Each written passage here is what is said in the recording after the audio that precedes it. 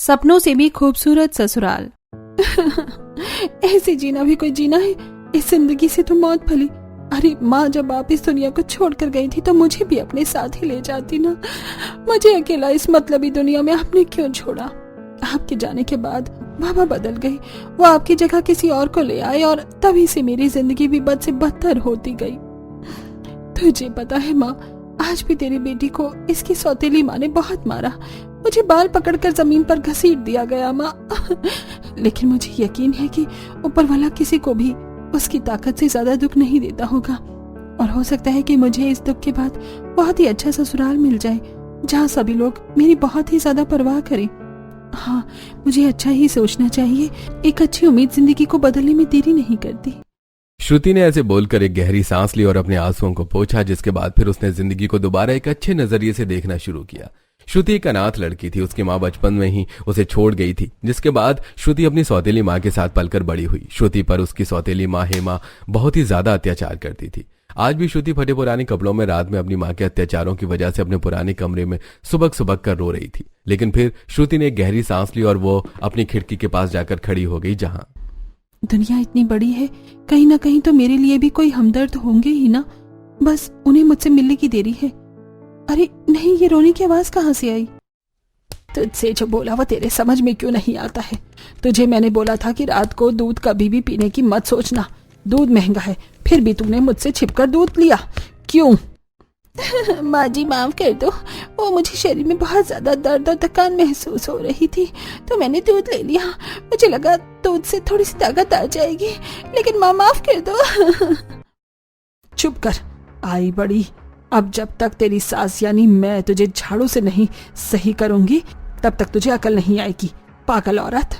भावना, जो कि श्रुति की पड़ोसन थी, वो एक बेहद ही बुरी सास थी जो कि अपनी बहू पर बहुत ही ज्यादा अत्याचार करती थी। बेचारी श्रुति ससुराल को लेकर अभी अच्छी उम्मीद में आई ही थी कि भावना के बर्ताव ने उसे डरा दिया। हे भगवान, ये तो भावना आंटी की वही बहू है जिसकी शादी अभी महीने भर पहले ही हुई थी। ये इसको इतना सताती है। अगर मेरी भी सास ऐसे ही निकली तो, अगर उसने भी मुझे ऐसे मारा तो जिंदगी ही नरक बन जाएगी। श्रुति अभी ऐसे सोच ही रही थी कि तभी उसे अपने कमरे में कुछ गिरने की आवाज आई। ये कैसी आवाज थी? कोई मेरे कमरे में आया क्या? सांप, सांप बचाओ, सांप, सांप। श्रुति ने जैसे पलट कर देखा तो उसके पीछे एक बड़ा काला सांप पड़ा हुआ था जो कि बहुत ही ज्यादा डरावना था। श्रुति उसे देखकर चीखें मारने लगी तो वहीं दूसरी तरफ बहुत ही बढ़िया ऋषि भाई, आप तो उस नौकरानी को डराने के लिए अच्छी चीज लाई हो, एक नकली सांप, लेकिन असली जैसे दिखने वाला सांप। अब आएगा मजा, देखो तो अंदर से कैसे चिल्ला रही है। हाँ सुन जरा पूजा, बचाओ बचाओ बचाओ। पूजा और ऋषि, जो कि श्रुति के सौतेले भाई बहन थे, उन दोनों ने चालबाजी से श्रुति को कमरे में उसे डराने के लिए नकली सांप छोड़ा था। अंदर श्रुति रो रही थी और बाहर वो उसकी चीखें सुनकर खुश हो रहे थे। कोई तो मेरी बात सुन लो। माँ, पूजा, ऋषि भैया, कोई है? सांप, सांप, मेरे कमरे में एक सांप है। एक मिनट, अगर ये सांप असली है तो फिर ये हिल क्यों नहीं रहा है? कहीं श्रुति को अब थोड़ा बहुत समझ आ रहा था। वो डरते डरते सांप के पास गई और उसने जाकर हिलाया, लेकिन सांप के ऊपर कोई फर्क नहीं पड़ा। मैं जानती तो नहीं हूँ, लेकिन हो सकता है कि ये मेरे बहन भाई की चाल हो मुझे डराने के लिए। मैं अभी इस सांप को देखती हूँ। श्रुति ने उसे हाथ में उठा लिया, जिससे कि उसे पता चला कि वो सांप असली नहीं नकली था। नकली है? मेरे बहन भाई की तो हद ही हो गई है। उन्होंने मुझे डराने के लिए इतनी घटिया हरकत की। काश कि ये सांप असली होता तो मुझे डस लेता और मेरी जिंदगी यही खत्म हो जाती। लेकिन मेरे पास सब कुछ नकली है, परिवार नकली, प्यार नकली। अब तो मुझे लगता है कि मैं भी असली नहीं हूँ। बेचारी श्रुति ऐसे बोलकर दुखी हो गई और दीवार से सिर लगाकर रोते रोते ही उसकी आंख भी लग गई। ऐसे ही अगली सुबह बाबा को दुकान पर जाना है तो पहले बाबा का पराठा बनाकर दे देती हूँ। ओए श्रुति, कहाँ है? हाँ बोलो पूजा।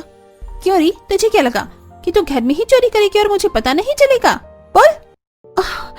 क्या हुआ? क्या बात है पूजा? मैंने क्या किया है? मेरी घड़ी क्यों चुराई तूने? बोल। तुझे क्या लगा था कि तू मेरी घड़ी को चुराएगी और मुझे कुछ भी पता नहीं चलेगा? बोल। क्या इसने चोरी की है? क्यों रे, तेरी ये मजाल की तू मेरे घर में चोरी करे? बोल, क्या चुराया है इसने? पूजा माँ, इसने मेरी घड़ी चुराई है, वही वाली घड़ी जो आपने मुझे दी थी। क्या? लेकिन किस लिए? नहीं माँ, नहीं। माँ, मैंने कुछ नहीं चुराया है, सच्ची। अच्छा, अगर ऐसा है तो फिर मेरी घड़ी तेरे कमरे में क्या कर रही थी? बोल। मैं नहीं जानती हूँ, मैं सच में नहीं जानती हूँ। पूजा, इसकी बात ऐसी समझ में नहीं आएगी। तुझे तो अब मैं बताती हूँ। हेमा ऐसे बोलकर श्रुति की बाजू मोड़े हुए ही घसीट कर लाई और उसने उसका हाथ गरम गरम तवे पर रख दिया। नहीं माँ, मेरा हाथ जल रहा है माँ, बहुत जलन हो रही है माँ, प्लीज, मुझे बहुत ज्यादा दर्द हो रहा है, छोड़ो मुझे। नहीं, अभी तो तुझे अकल नहीं आएगी। अभी तो तेरा हाथ मुझे और दर्द से गुजारना पड़ेगा, जिसे तू आगे से कुछ भी छूने से पहले सोचे। पूजा, जो तेल इसने पराठे बनाने को पकाया है ना, वो तेल तू इसके हाथ पर डाल। नहीं नहीं नहीं माँ जी, वो बहुत ज्यादा गर्म है। हाँ, तो गर्म से ही तो तुझे अकल आएगी। अरे नहीं माँ, रहने दो, इतना ज्यादा भी कुछ मत करो कि ये हमारा काम ही करने के लायक न रहे। इतना तो रहने दो कि ये काम कर दे, वरना अगर इसका हाथ ज्यादा जल गया तो हमारी नौकरी कौन करेगा? सही बोल रही है तू बेटा, इसको इतना रहने देती हूँ कि ये हमारे काम भी करती रहे और इसको दर्द भी होता रहे। हेमा ने ऐसे बोलकर गरम तवे से श्रुति का हाथ हटाया और फिर वो उससे बोली, चल, तेरे ऊपर रहम कर दिया मैंने, अब इस हाथ को लेकर ना बैठ। चल, तेरे बाप को काम पर जाने में देरी हो रही है, तो जल्दी से उनका टिफिन बना और इन मगरमच्छ के आंसू को मत बहा, समझ आया? जी माँ जी। अपनी माँ और बहन के अत्याचारों को भूलकर फिर से श्रुति नाश्ता बनाने में ही लग गई, लेकिन उसका हाथ जल चुका था, जिससे भी उसको दर्द होने लगा। बहुत दर्द हो रहा है, मुझसे तो कोई काम भी नहीं करा जाएगा ऐसे, लेकिन क्या करूं, करना भी पड़ेगा। भगवान जी, कौन से पाप किए हैं मैंने जो मुझे ये सब सजाएं दे रहे हो? बेचारी श्रुति बेवजह इतनी नफरत को सहन कर रही थी। उससे काम हो ही नहीं रहा था, लेकिन फिर भी श्रुति ने अपने बाप के लिए टिफिन में पराठा बनाकर रखा और बाबा, ये लो आपके लिए पराठे। ला दे। कितनी देर लगा दी नाश्ता बनाने में? बाबा, आपको पता है, मैंने ये देर जानबूझकर नहीं की। मैंने पूजा की घड़ी को चुराया भी नहीं था, लेकिन फिर भी उसने मेरे ऊपर झूठा इल्जाम लगाया और मेरा हाथ गरम तवे से जला दिया। सही क्या तेरे साथ एकदम तेरी माँ ने? तेरी जैसी लड़कियों को ऐसे ही अकल आती है, आई बड़ी शिकायत करने वाली। अरे ओ चुकलबाज, मिल गया सुकून, ले ली बाप ने तेरी साइड, आई बड़ी मेरी शिकायत लगाएगी तू। जाकर कपड़े धो, और वो भी हाथ से रगड़ रगड़ कर। माँ छोड़ो, मुझे दर्द हो रहा है। तेरी जगह अभी यहाँ है, चल कपड़े धो।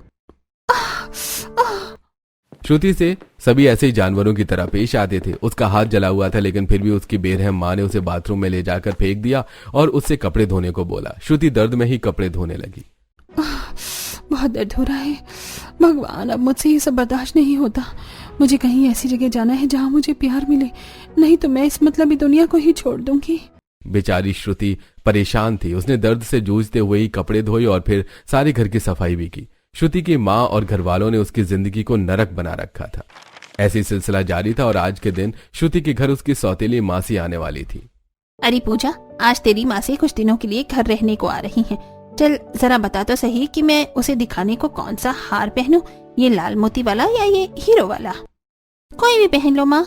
माँ, मैं बाहर से वो सारा नाश्ते का सामान ले आया जो आपने मुझे लाने को बोला था।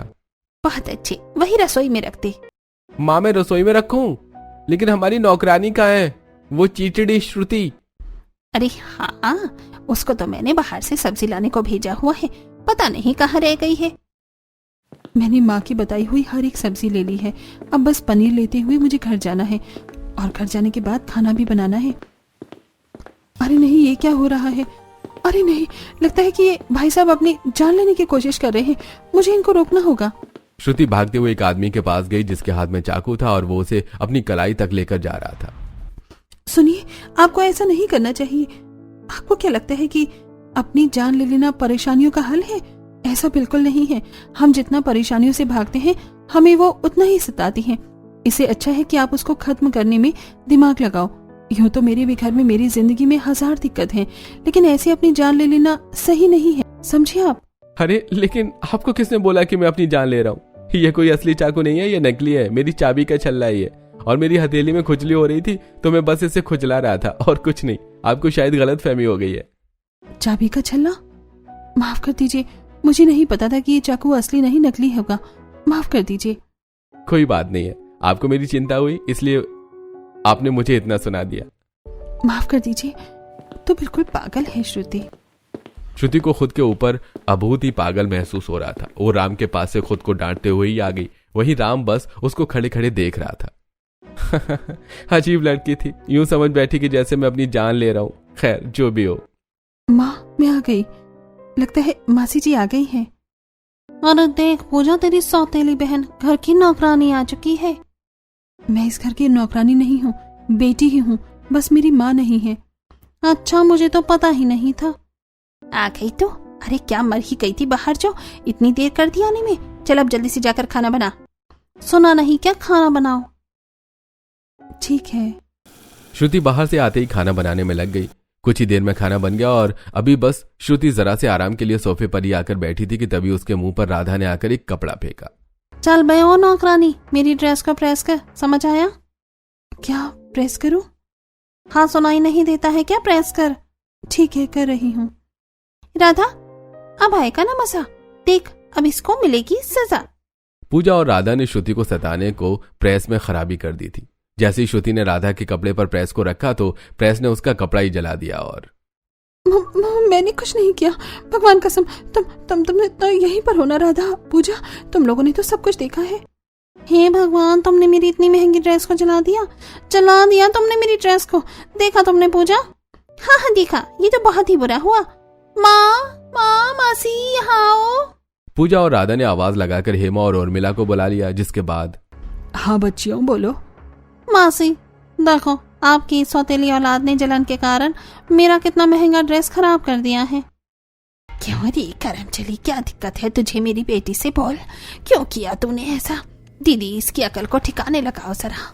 तुझे ये सब करते हुए एक भी बार मेरा ध्यान नहीं आया? क्यों श्रुति, बहुत हिम्मत आ गई है तेरे में। माँ मैंने कुछ भी जानबूझकर नहीं किया, मेरी बात को मानो, यकीन करो।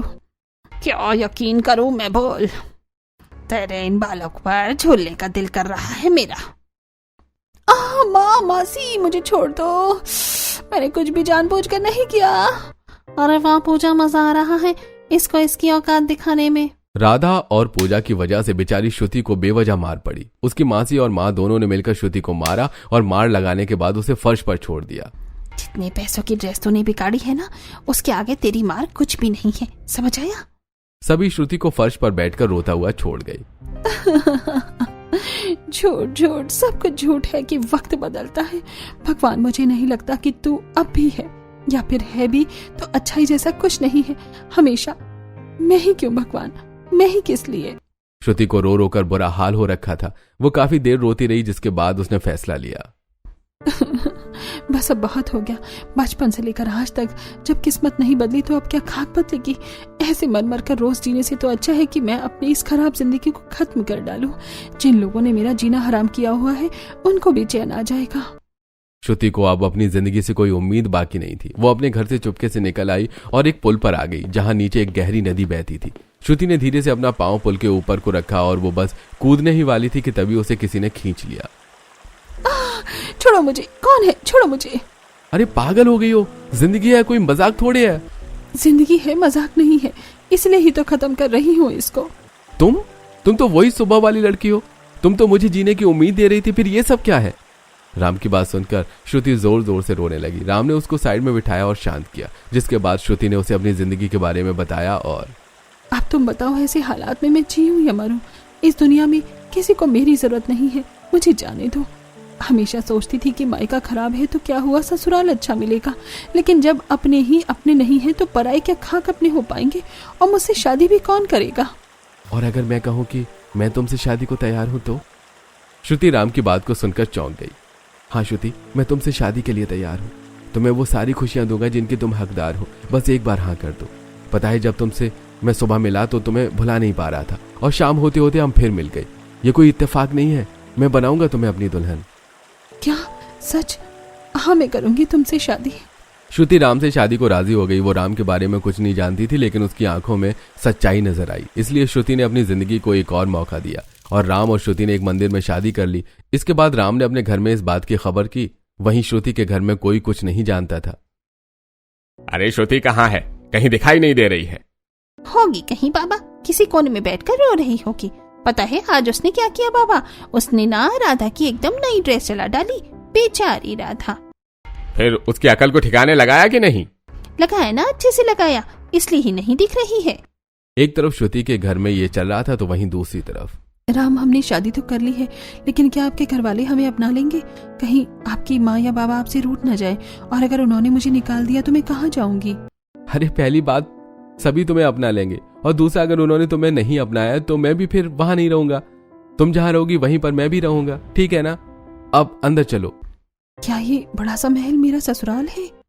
हाँ यही है, अब आओ भी। श्रुति घबरा रही थी कि कहीं राम के परिवार वाले उसको अपनाने से मना न कर दें। वो डरते डरते अंदर गई, जहां उसने देखा कि घर के दरवाजे पर राम का पूरा परिवार उसके स्वागत के लिए खड़ा हुआ था। सॉरी माँ और बाबा, मैं श्रुति से प्यार करता हूँ, लेकिन कभी आपको बताने की हिम्मत नहीं हुई, तो हमने मंदिर में ही शादी कर ली, और अब आपकी बहू को लाया हूँ। आप हमें अपना तो लोगे ना? राम की बात पर घोर सन्नाटा छा गया, और तभी मुस्कुराकर उसकी माँ जमुना बोली, इतनी अच्छी और सुंदर लड़की को तो मेरी बहू बनाकर लाया है, मैं भला कैसे मना कर सकती हूँ इसको अपनी बहू के रूप में अपनाने से? मैं तो कब से आरती की थाली और गृह प्रवेश का सामान लिए हुए खड़ी हुई हूँ। बहू आजा। आ गया। अरे आना, घबराती क्यों है? श्रुति घबराते हुए आगे आई, जिसके बाद जमुना ने उसके आरती की और उसे गृह प्रवेश करवाते हुए उसे अपने घर में बुला लिया। श्रुति के ससुराल में भी उसकी नंद, एक देवर, पति और सास ससुर थे, और वो लोग बहुत ही अमीर और आदत के भी बहुत ही अच्छे लग रहे थे। स्वागत है भाभी आपका आपके प्यारे से घर में। मुझे तो यकीन नहीं होता कि मेरी भाभी आ गई है। पागल है हमारा राम भी। अगर बहू वो हमें तेरे बारे में बता देता ना, तो हम तेरी डोली बड़ी ही धूमधाम के साथ उठवाते। कोई बात नहीं है ससुर जी। अरे बहू घबरा नहीं, और मुझे ससुर जी नहीं बाबा बोला। मैं राम का बाप हूं, तो इस नाते से तेरा भी बाप ही हूं।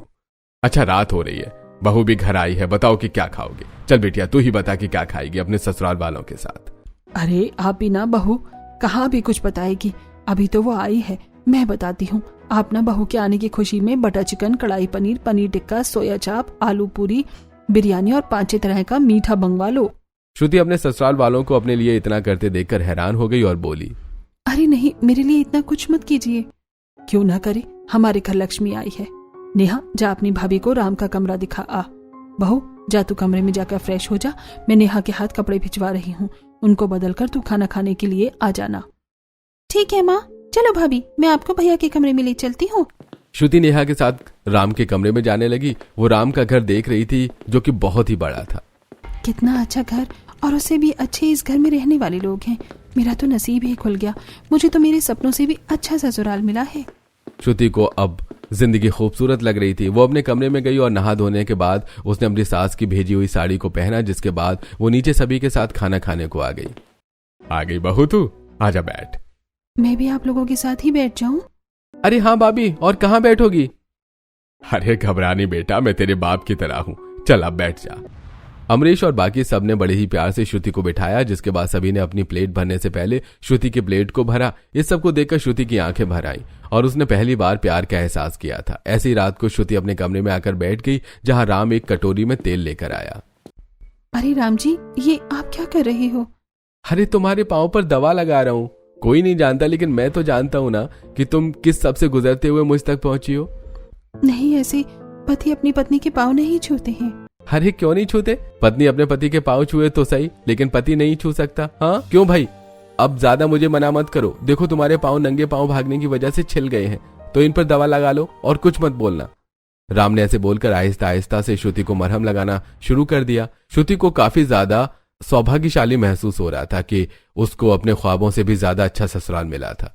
ऐसे ही 1 हफ्ते का समय गुजर गया और अब आज के दिन श्रुति की 2 बुआ सास उसे मिलने आने वाली थी, जिनके लिए श्रुति रसोई में खाना बना रही थी। माँ ने बताया था कि मेरी बुआ सास को कड़ी खाना बहुत पसंद है। कड़ी तो बस बनने वाली है, अब पकौड़ी भी बना देती हूँ। जल गया। अरे अरे, क्या हो गया बहू? कुछ नहीं, वो माँ जी बस पकौड़े बनाती हुई तेल उड़कर आ गया। कोई नहीं, तेल उड़कर आ गया और वो बस है। मना किया था ना मैंने कि तू खाना मत बना, मैं नौकरों को बोलकर बनवा दूंगी।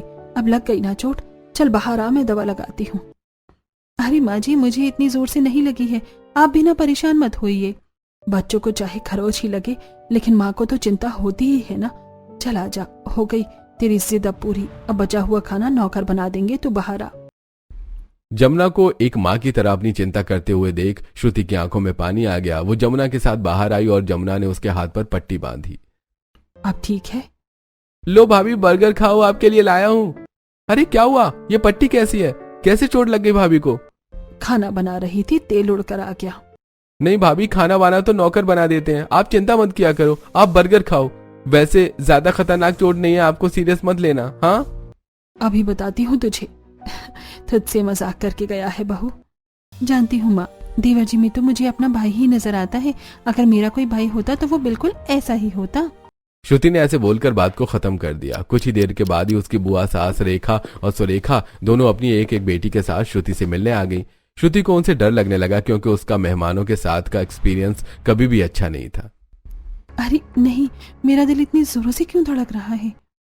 बुआ, जानवी और कोयल दीदी सभी का स्वागत है। भाभी आओ, मैं आपको अपनी बुआ से मिलवाती हूँ। नमस्ते बुआ जी। नमस्ते बेटा, कितनी प्यारी बच्ची है। राम ने अचानक शादी की तो किसी को कुछ पता ही नहीं चल पाया। बहुत प्यारी बहू मिली है भाभी आपको तो। बहू नहीं बेटी बोलो। चलो आओ ननन जी, अंदर आ जाओ। जानवी और कोयल बेटा तुम भी आओ। जमुना ने सभी को अंदर बुला लिया, जिसके बाद उन सभी ने साथ बैठकर खाना खाया। अब श्रुति की घबराहट कम हो गई थी क्योंकि सभी उससे बहुत ही अच्छे से पेश आ रहे थे। मेरे तो रिश्तेदार भी बहुत अच्छे हैं, मैं बेवजह ही डर रही थी। भाभी चलो आपके कमरे में चलते हैं, वहाँ जाकर हम खूब बातें करेंगे। हम एक हफ्ते को आए हैं तो मस्ती नॉन स्टॉप होगी। कोयल और जानवी की बात सुनकर श्रुति उन्हें नेहा के साथ अपने कमरे में ले गई और फिर उन्होंने खूब बातें की। ऐसे ही कुछ दिन और गुजरे और आज की रात श्रुति अपने कमरे में नहा धोकर नेहा के कमरे में थी, जहां जानवी और कोयल भी थी और वो रात को खेल रही थी। कोयल, तेरा नाम कोयल है लेकिन तेरी आवाज जरा भी मीठी नहीं है। फटा हुआ स्पीकर है तू, समझ आया? चल अब हंसी का।